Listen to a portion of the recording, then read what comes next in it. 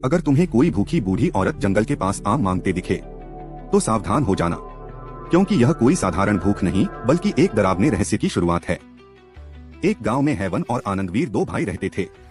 Haven चालाक और निडर था, जबकि आनंदवीर मासूम और भोला भाला। एक दिन खेलते खेलते दोनों को भूख लगी और वे आम के पेड़ के पास गए।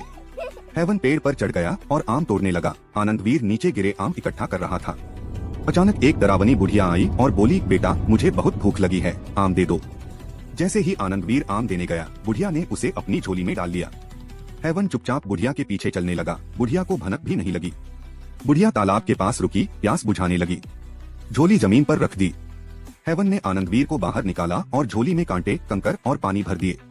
बुढ़िया झोली उठाकर चलने लगी और रास्ते में उसे कांटे चुभने लगे।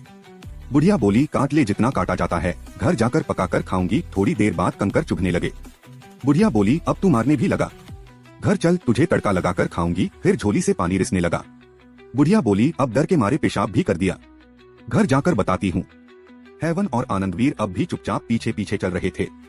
बुढ़िया को कुछ पता नहीं चला। आखिरकार बुढ़िया अपने जादुई घर पहुंच गई। टूटी दीवारें, काले कौए और जंग लगी कड़ाही। बुढ़िया ने झोली रसोई में रख दी और अपनी बेटी को बुलाया। बेटी, आज बड़ा स्वादिष्ट लड़का पकड़ा है। बेटी बोली, ठीक है माँ, तू नहा ले, मैं तड़का तैयार करती हूँ। हैवन और आनंदवीर रसोई की खिड़की से सब देख रहे थे। जैसे ही लड़की अकेली हुई, हैवन अंदर घुसा। हैवन ने पीछे से लड़की के सिर पर डंडा मारा। लड़की बेहोश हो गई। हैवन ने उसके कपड़े पहने और उसे बुढ़िया की झोली में बंद कर दिया। बुढ़िया नहा कर आई और बोली, चल बेटी, अब इसे कड़ाही में डाल दे। हैवन ने झोली से कुछ निकाला और कड़ाही में डाल दिया और जोर की चीख गूंजी। जब बुढ़िया ने ध्यान से देखा, अरे ये तो मेरी अपनी बेटी है, और जोर जोर से रोने लगी। इतने में पीछे से हैवन ने डंडा उठाया और बुढ़िया को भी मार गिराया। हैवन और आनंदवीर ने जादू की किताबें, औजार और सब तंत्र मंत्र जला दिए। फिर दोनों भाई सूरज की रोशनी में जंगल से बाहर निकले, एक नई सुबह के साथ।